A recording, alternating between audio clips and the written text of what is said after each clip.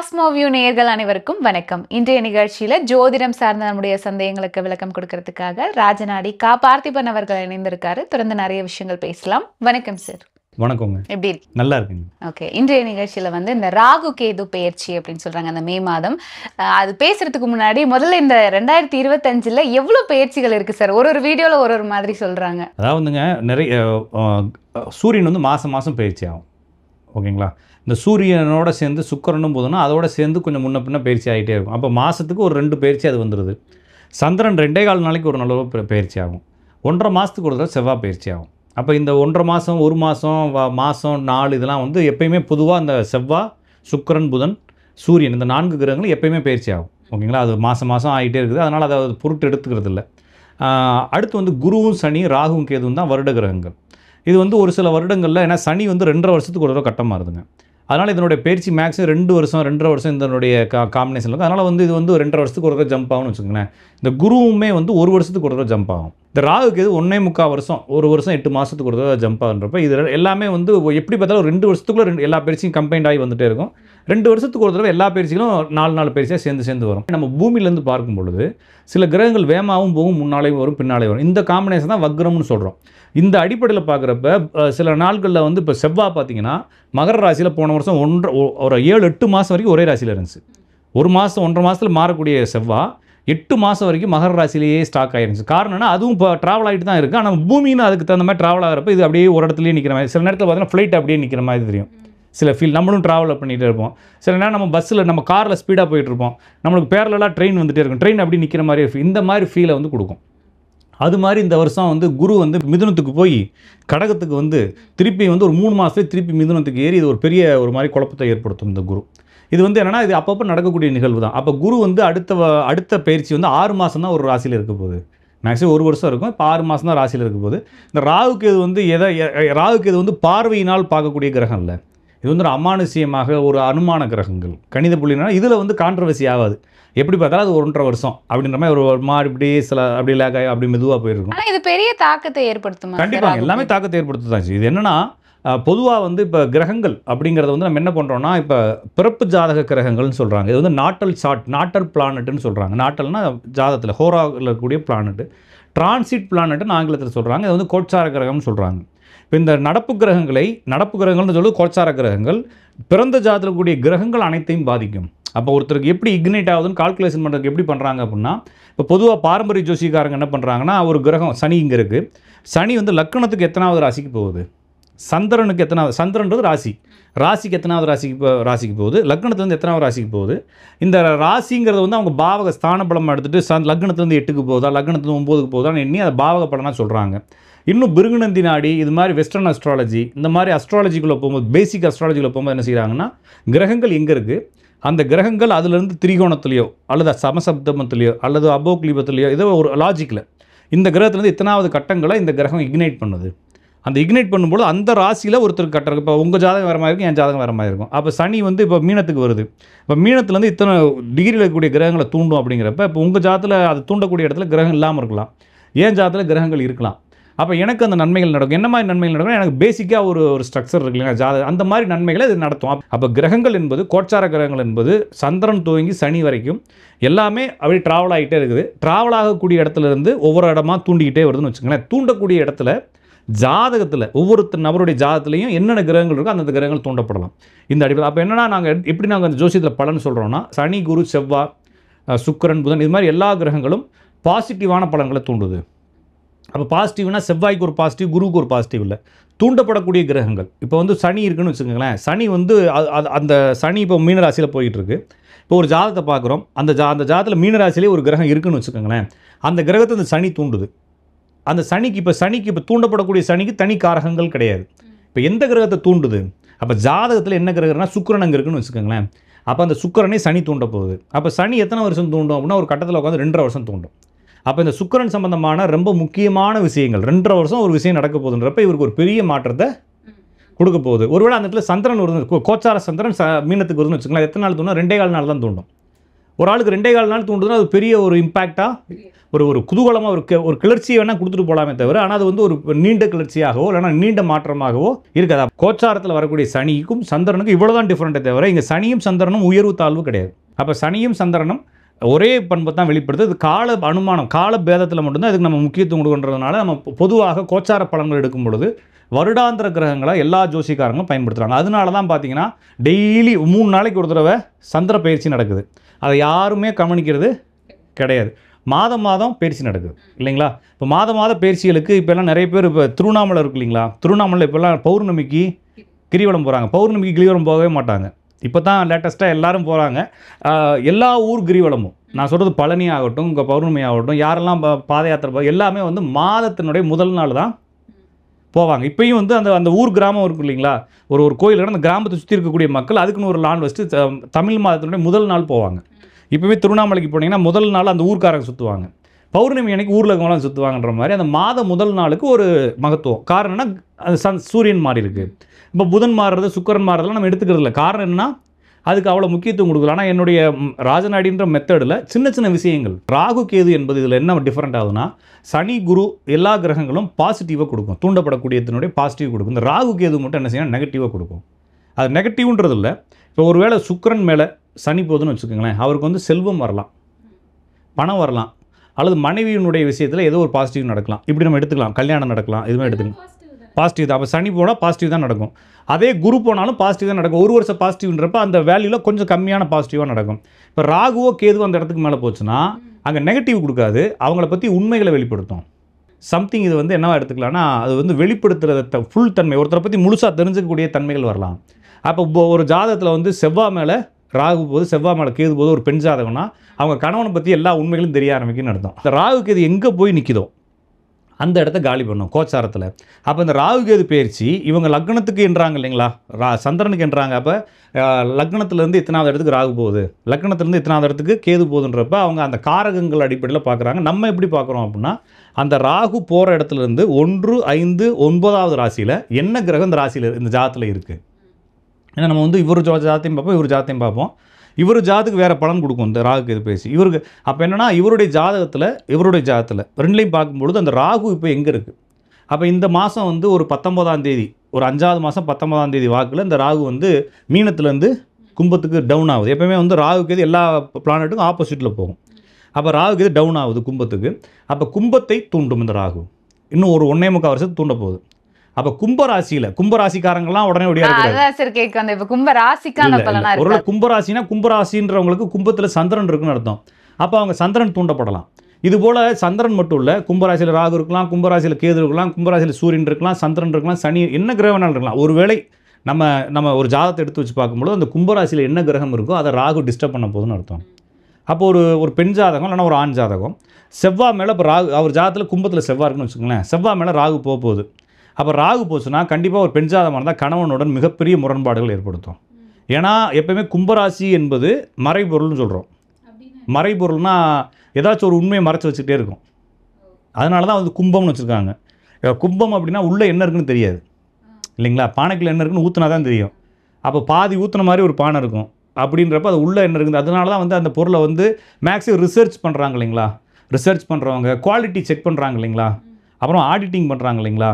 அப்புறமா வந்து இந்த லெபார்ட்ரிஸு எதெல்லாம் கண்டுபிடிக்கிறாங்களோ, எதெல்லாம் மறைஞ்சதை தேடி பிடிக்கிறாங்களோ, எதெல்லாம் தேடி கண்டுபிடிக்கிறாங்களோ, இது மாதிரி ரிசர்ச் பண்ணுறவங்க, பிஹெச்டி பண்ணுறவங்க, முனைவர் டாக்டரேட் பண்ணுறவங்க கண்டுபிடிக்கிறது. அப்புறமா வந்து ஸ்கேனிங் பண்ணுறது, டயக்னைஸ் பண்ணுறது. நம்ம இப்போ காரை கொண்டு போய் விடுறோம், என்ன ப்ராப்ளம் டயக்னைஸ் பண்ணி ஒரு ஆள் கொடுப்பான் அவன். இது மாதிரி யாராக இருந்தாலும் அவங்களுடைய ஜாதத்தில் கும்பத்தில் ஏதாச்சும் ஒரு பிளானட் இருக்கும். ஏன்னா கும்பம்ங்கிறது மலைப்பொருள். அப்போ அவருடைய ஜாதத்தில் மறைபொருளை பற்றி தொழில் செய்யணும் அங்கே இருக்கணும். அப்போ அங்கேயே செவ்வாய் போய் உட்காந்துருக்குன்னு வச்சுக்கோங்களேன். ஒரு பெண் ஜாதத்தில் அவங்க வீட்டுக்காரர் என்ன நினைக்கிறாருன்னு யாருக்கும் தெரியாது சரிங்களா? உம்மனா மூஞ்சி மாதிரி இருப்பான் அப்படின்ற மாதிரி ஒரு மாதிரி பேர் இருக்கும். அந்த இடத்துக்கு மேலே இப்போ ராகு போகுது. அப்போ என்ன ஆகுதுன்னா ஒரு பெரிய பிரச்சனை வீட்டுக்காரரோட ஏற்பட போகுது. அப்போ ஆல்ரெடி அங்கே இருக்கிறது தப்பு. ஒருவேளை அந்த செவ்வாய்க்கு 1-7 போல் ஆல்ரெடி அவங்க ஜாதத்தில் ராகுக்கு அது இருந்திருந்தாலோ, அல்லது ஆல்ரெடி அவங்க ஜாதத்தில் செவ்வாய் வக்ரமாக இருந்தாலோ, அல்லது செவ்வாயோட சேர்ந்த கிரகங்கள் வக்ரம் பரிவர்த்தனை ஆகியிருந்தாலோ, இப்போ போகக்கூடிய ராகு மொத்தத்துக்கு சோழியை முடிச்சு விட்ரும். ஒருவேளை எதுவுமே இல்லாமல் வெறும் செவ்வாய் மட்டும் இருக்குது பெருசாக இல்லைன்னா அப்போ கணவன் மனைவியினுடைய உறவுகளில் பிரச்சனை வரும். ஆனால் ஆல்ரெடி அடி வாங்கின செவ்வாய் அங்கே இருந்துச்சுன்னு வச்சுக்கோங்களேன், கண்டிப்பாக அந்த ஒரு பெரிய பிரேக்கப்பை கொடுத்துருவோம். அப்போ பண்ணிடும். ஓகேங்களா? அப்போ என்னென்னா ராகு கேது போகிறப்ப அப்படி ஜோலி முடிச்சு விட்டுக்கிட்டே போகும் வரிசையாக. இப்போ இருக்கிறதுலே வந்து குரு வந்து சிறந்த கிரகம்னு சொல்கிறாங்க ஜோசிக்காரங்க. யாருடைய ஜாதத்தில் வேணாலும் பாருங்கள், ராகு இருக்கக்கூடிய ராசிக்கு 1-5-9 குரு வந்தாலும், குரு இருக்கக்கூடிய ராசிக்கு 1-5-9 ராகு வந்தாலும் அவங்க வீட்டில் ஒரு பெரிய துர்மரணம் ஏற்படும். ஓகேங்களா? அப்போ குரு வந்து நிறைய மரணங்களுக்கும் நிறைய இழப்புகளுக்கும் குரு காரணமாக இருக்குது. அப்போ கோச்சாரத்தில் குரு நான் சொல்கிறது. அப்போ இந்த வருஷம் நான் வந்து சனி, குரு, ராகுக்கு இந்த 4மே ஆகுது. இதில் சனி 2 தடவை, இந்த வருஷத்தில் 2 தடவை வந்து சனி வக்ரம் ஆகுது. குரு வந்து அடுத்தடுத்த ராசிகளுக்கு இந்த வருஷத்துக்கு 3 ராசிகளுக்கு ஜம்ப் ஆகி போயிடுது. ராகுக்கு எது ஒரு ராசியிலேருந்து இறங்கி ஒரு ராசிக்கு அடுத்த வருஷம் வரைக்கும் ஃபுல்லாக இருக்குது. அப்போ இந்த அமைப்புகளில் இந்த கிரகங்கள்லேருந்து 1, 5, 7, 9, 3, 11 இந்த ராசிகளை சனி தூண்டும், குரு தூண்டும். இந்த சனி செல்லக்கூடிய இடத்துலேருந்தோ குரு செல்லக்கூடிய இடத்துல இருந்தோ 1, 5, 3, 11 எந்த கிரகங்கள் இருக்கோ அந்த கிரகங்களுடைய பாசிட்டிவிட்டி ஜாதகருக்கு நடக்கும். ராகு கேது போகக்கூடிய இடத்துலேருந்து 1, 5, 9 எந்த கிரகம் இருக்கோ அந்த கிரகத்தினுடைய நெகட்டிவிட்டி நடக்கும். அப்போ நீங்கள் இதை புரிஞ்சுக்கிட்டாலே போதும். அப்போ கேது வந்து எங்கே இருக்குன்னா கன்னி ராசியில் இருந்த கேது இப்போ சிம்ம ராசிக்கு மேலே ஏறி இருக்குது. அப்போ சிம்ம ராசியில் இருக்கக்கூடிய கிரகம், சிம்மத்திலேருந்து 5ஆம் ராசியான தனுசில் இருக்கக்கூடிய கிரகம், அதுலேருந்து 5ஆம் ராசியான மேசத்தில் இருக்கக்கூடிய கிரகங்கள் பாதிக்கப்படலாம். கும்பத்துக்கு போன ராகு அங்கேருந்து 5ஆம் ராசியான மிதுனம், அங்கேருந்து 5ஆம் ராசியான துலாம். அப்போ துலாம், கும்பம், மிதுனம், தனுசு, சிம்மம், மேசம் இந்த 6 ராசிகளில் எந்த கிரகங்கள் இருந்தாலும் உங்கள் ஜாதகத்தில் பார்க்கக்கூடிய உங்கள் ஜாதகத்தில் கண்டிப்பாக அந்த கிரகத்தினுடைய தாக்கங்கள் அதிகமாக இருக்கும். என்ன செய்யலாம்? அப்போ ஒரு ஜாதகம் செவ்வாய் இருக்குது, செவ்வாய் மேலே ராகு கேது போகுது அப்படின்னா, செவ்வாய் மேலே ராகு கேதுன்ற மீன் என்னென்னா, செவ்வாய் இருக்கக்கூடிய ராசியிலேருந்து 1, 5, 9வது ராசிகளில் ராகு கேது போனால், நான் சொன்ன அந்த 6 ராசியில் செவ்வாய் இருந்தாலும் இதுதான் நடக்க போகுது இந்த ஒரு வருஷத்துக்கு. அப்போ என்ன ஆக போகுது அப்படின்னா, ஏதோ ஒரு மிகப்பெரிய அளவில் கடனில் மாட்டிக்க போகிறீங்க. அடுத்து உடல்நலம் சார்ந்த மருத்துவ செலவுகளை கொடுக்க போகுது. நண்பர்களால், சகோதரர்களால் பெரிய துரோகங்களை சந்திக்க போகிறீங்க. பார்ட்னர்ஷிப்பில் ஷேர்லேயே பணம் போட்டவங்க, இந்த பிட்காயினு, அப்புறமா வந்து கிரிப்டோ கரன்சி, அப்புறமா வந்து இந்த 1 லட்ச ரூபா கொடுத்தோம்னா மாதம் 9,000 ரூபா வட்டி கொடுக்குறது, அப்புறமா ஏதோ ஒரு கோழி வளர்க்குறாங்களாம், அந்த கோழி வளர்த்ததுலேருந்து இவங்களுக்கு காசு கொடுப்பாங்களாம். இது மாதிரி எதெல்லாம் ஸ்கேமோ அந்த ஸ்கேமுக்குலாம் தலையை விட்டவங்களுடைய தலையெல்லாம் துண்டாக்கப்படும். இப்போலாம் அந்த லிங்க் கிளிக் பண்ணி போகிறதுல அப்போ இவங்க இருந்தால் செவ்வாகுவா பவரை நான் சொன்ன ராசிகள் இருந்தால் கொஞ்சம் பண விஷயத்துலையும் முதலீட்டு விஷயத்துலையும் கொஞ்சம் கவனமாக இருக்கணும். அதே மாதிரி ஷேர் ட்ரேடிங் பண்ணுறவங்க கவனமாக இருக்கணும். அப்போ இதே மாதிரி சுக்கிரன் இருக்குன்னு வச்சுக்கோங்களேன், சுக்கிரன் மேலே ராகு கேது போகுது. ராகு கேது போகுது மீன்ஸ் நான் ராகு இருக்கக்கூடிய இடத்துல இருந்தும் கேது இருக்கக்கூடிய இடத்துல இருந்து 1, 5, 9 அந்த 6 ராசியில் சுக்கிரன் இருந்தால், இது ஆண் ஜாதகமாக இருந்தால் மனைவியுடன் மிகப்பெரிய முரண்பாடுகள் ஏற்படும். ஏதோ ஒரு பணத்தை யாருக்காச்சும் கொடுத்து அதுக்கு வட்டியும் வராமல் அசலையும் போட்டு இந்தால் கட்டுற மாதிரி ஆகி போயிடும். இது வந்து சம்திங் இந்த பண விஷயமாக, குடும்ப விஷயங்களாக, இந்த சுப நிகழ்ச்சிகள் சம்பந்தமாக, சொத்துக்கள் சம்பந்தமாக பெரிய முரண்பாடுகளை குடும்பத்துக்குள்ளே ஏற்படுத்தலாம். இந்த கர்ப்பப்பை சார்ந்த தொற்றுகள், அப்புறம் யூரினரி ட்ராக் இன்ஃபெக்ஷன், அதுக்கப்புறம் சுகர், ப்ரெஷர், கண்ணு சம்பந்தமான நோய்கள் ஏற்படலாம். அதுக்கப்புறம் சூரியன் இருக்கக்கூடிய இடத்துக்கு 1, 5, 9 இந்த ராகு கேது இருந்தால், அல்லது ராகு கேது போகக்கூடிய இடத்துலேருந்து 1, 5, 9 இந்த சூரியன் இருந்தால், அவங்களுக்கு வந்து அப்பாவுடன் முரண்பாடு, அப்பாவுடைய தொழிலில் மிகப்பெரிய இடி, இவங்களுக்கே வந்து ஏதாச்சும் ஆளுமை செஞ்சுக்கிட்டு இருப்பாங்க, இவங்க ஒரு பெரிய போஸ்டிங் இருப்பாங்க. ஒரு மாதம் இல்லைனா 1 வருஷம் நீங்கள் இந்த போஸ்டிங் வந்து டவுன் ஆகிருங்க, அந்த போஸ்டிங் இன்னொருத்தர் பார்த்துக்குவாருன்னு சொல்லி இவருக்கு ப்ரமோஷன் கொடுத்து வச்சுருப்பாங்க, ஆனால் பொசிஷன் கொடுக்க மாட்டானுங்க. இந்த மாதிரி பிரச்சனை கொடுக்குறது, தலைவலியாக வரக்கூடிய இந்த சர்விக்கல் பெயின் இதெல்லாம் வந்துடும்.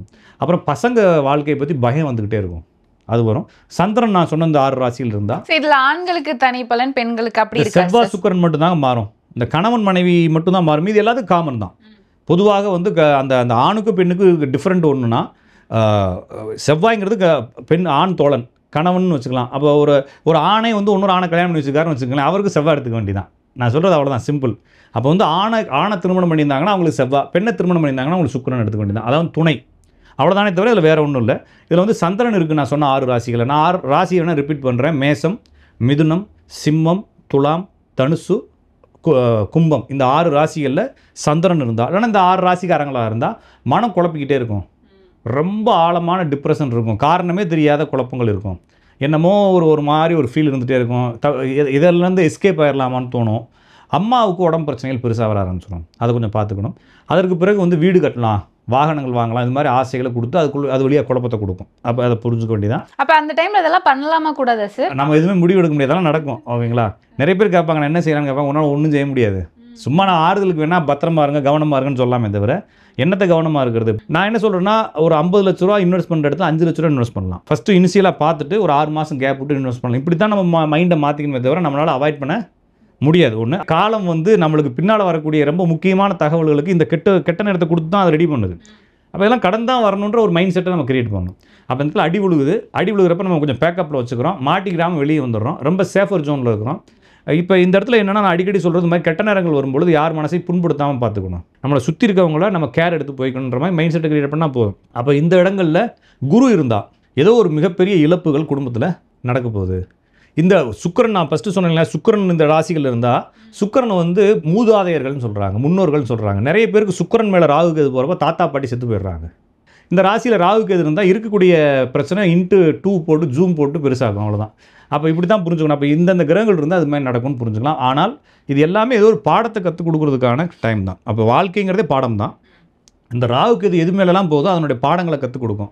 சனி குரு எது மேலே போதோ அது மேலே ஆசையையும் அதுக்கான ஆரம்பத்தையும் ஏற்படுத்தி விடும். அப்போ ஐம்புலன்கள் எதற்கு இருக்குது அப்படின்னா நம்ம கெட்டு போகிறது தான், வேறு எதுக்குமே கிடையாது. அப்போ இந்த சனியும் குருவும் நம்மளை கெடுத்துக்கிட்டே இருக்கும், ராகும் குருவும் நம்மளை திருத்திக்கிட்டே இருக்கும். அப்போ இதை நம்ம புரிஞ்சுக்கணும். இந்த ராகும் கேதும் குருவும் சனியும் தான் 4 கிரகங்களை தான் எல்லா அஸ்ட்ராலஜிலையும் பயிற்சி பலன்களாக பார்க்குறாங்க. காரணம் என்ன, அது நம்ம பெரிய இம்பாக்டை ஏற்படுத்துறதுனால. எனவே நம்ம மெத்தட்லையும் அதே தான் பார்க்குறோம், எல்லா மெத்தட்லையும் அதுதான். இந்த பலன்கள் வந்து ராகு கேது 1 வருஷத்துக்கான 1.5 வருஷத்துக்கு இந்த பலன்கள் இருக்கும். 1.5 வருஷம். அப்போ இப்போ ஆரம்பித்து 2026 முக்கால்வாசி வரைக்கும் இந்த பலனை தான் நம்ம அனுபவிக்க போகிறோம். இப்போ வந்து சனி வந்து மீனத்துக்கு போயிடுச்சு, ராகு வந்து கும்பத்துக்கு வந்துடும். இப்போ ராகு சனி ஒன்றா இருக்கு இல்லைங்களா, இந்த ஒன்றா இருக்கிற மாதிரி பீரியடில் ஒரு பெரிய செட்டில்மெண்ட்டை பண்ணும். செட்டில்மெண்ட்னா இப்போ ஒருவேளை மீனத்தில் யாருக்காச்சும் சுக்கிரன் இன்னைக்கு இருக்குன்னு வச்சுக்கோங்களேன், இன்னும் 1 மாதத்துக்கு ஒரு மாதம் வச்சுக்கோங்களேன், 1 மாதத்துக்கு ராகுவும் சனியும் அங்கே மீனத்தில் இருக்க போகிறாங்க, சுக்கிரன் அங்கே இருக்குன்றப்ப அவங்களுக்கு மிகப்பெரிய செட்டில்மெண்ட் அமௌண்ட்டை கொடுக்கும். செட்டில்மெண்ட் ஆகக்கூடிய விஷயங்கள் எல்லாமே பார்த்தீங்கன்னா இந்த ராகு சனி, தனி கேது, குரு ராகு, குரு கேதுலாம் சேர்ந்து ஒரு இடத்த இம்பேக்ட் பண்ணும். அப்போ இப்போ மீனராசியில் இருக்கிறது இன்னும் ஒரு 15 நாள் இருக்க போகுது, திருப்பி ராகு இறங்கிற போது சனி வந்து இன்னும் ஒரு 5 மாதம் வக்ரமாகி இறங்கும். வக்ரமாக பின்னால் இருந்து ஆக்ட் பண்ணும். அப்போ இன்னும் ஒரு 9வது மாதம் 10வது மாதத்துக்கு மேலே, அதுக்கப்புறம் 6 மாதத்துக்கு நான் இந்த ராசிகள்லாம் சொன்னேன்ல, இந்த கிரகங்களாக இருந்து சொன்னீங்களா, அந்த 6 மாதத்துக்கு ஃபுல்லாக நிறைய பேருக்கு செட்டில்மெண்ட் ஆகும். இந்த நீங்கள் சொன்ன 6 ராசிகள். இப்போ நான் ஒருவேளை சந்திரன் இருக்குன்னு வச்சுக்கோங்களேன், ஒரு பெரிய வீடு விற்று செட்டில்மெண்ட் ஆகும், இல்லைனா வீடே வந்து செட்டில்மெண்ட் ஆகும். இந்த ராசிகளில் குரு இருக்குன்னு வச்சுக்கோங்களேன், இப்போ வந்து இழப்புன்னு சொல்கிறோம். அப்போ இழப்புன்னா என்ன இழப்பு, நிறைய பேர் இப்போ எனக்கு கொஞ்ச நேரத்துக்கு முன்னால் கூட கேட்டாங்க, இந்த ராகுக்கு இது பாசிட்டிவே பண்ணாதா சார் அப்படின்னு கேட்டாங்க. பாசிட்டிவ் பண்ணும் சார். இப்போ யாருக்காச்சும் கோர்ட்டு கேஸ் நடக்குது, டிவோர்ஸ் கேஸ் நடக்குதுன்னா டிவோர்ஸ் ஆயிரும், அது அவங்கள பொறுத்தளவுக்கு பாசிட்டிவ் தானே. சனி வந்து இறங்கி கும்பராசிக்கு வந்து ராகு வந்து அங்கே நிற்கிறப்ப, அப்போ இந்த வருஷம் 2025 ஒரு 9வது மாதத்துக்கு மேலே ஆரம்பிச்சு ஒரு 6 மாதத்துக்கு இந்த 6 ராசிகள் எந்த கிரகங்கள் தான் அந்த கிரகத்தின் வழியாக செட்டில்மெண்ட்டுகள் ஆகலாம். இது மட்டும் தான் பாசிட்டிவ், இது எல்லாமே நெகட்டிவ் தான். நெகட்டிவ் ஜோசியர்னு பேர் வச்சா கூட பரவாயில்ல, நடக்கிறதானே சொல்கிறோம் இல்லைங்களா. நான் ஒன்றும் விசர்ல இப்போ மோட்டிவேஷன் ஸ்பீக்கரில் நான் ஜோசிகாரன் இருக்கிறத சொல்கிறேன். அப்போ இதெல்லாம் நடக்கும். அந்த சனி மேலே ஏறி இருக்கு இல்லைங்களா.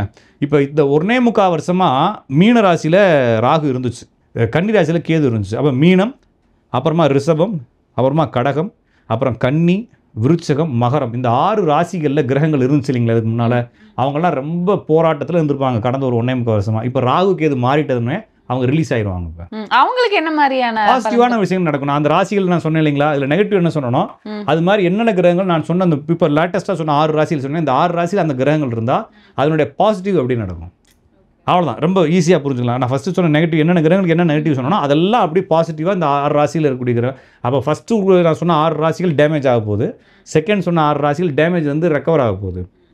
இப்படி தான் புரிஞ்சுக்கணும். அப்போ இதே தான் திருப்பி நடக்கும்னா அப்படி தான் நடக்கும். ஏன்னா நம்ம வாழ்க்கை மாற நம்ம அதே இட்லி தான் சாப்பிட்றோம், அதே தோசை தான் சாப்பிட்றோம் இல்லைங்களா. அது மாதிரி லைஃப்பும் அதே மாதிரியே ஒரு மாதிரி அப்படியே கிராஃப் மாதிரி ஏறிட்டே இருக்கும். இது தான் ரிப்பீட்டாக நடக்கும். வயசுக்கு தகுந்த மாதிரி அந்த விஷயங்கள் நம்மளுக்கு நடக்கிறத புரிஞ்சுக்கலாம். ஸோ இன்னைக்கு நிகழ்ச்சியில் ராகு கேது பெயர்ச்சி என்ன மாதிரியான மாற்றங்களை ஏற்படுத்தி கொடுக்கும் அப்படின்றத பற்றி தெளிவான விளக்கம் கொடுத்தீங்க. நன்றி. நன்றி, வணக்கம்.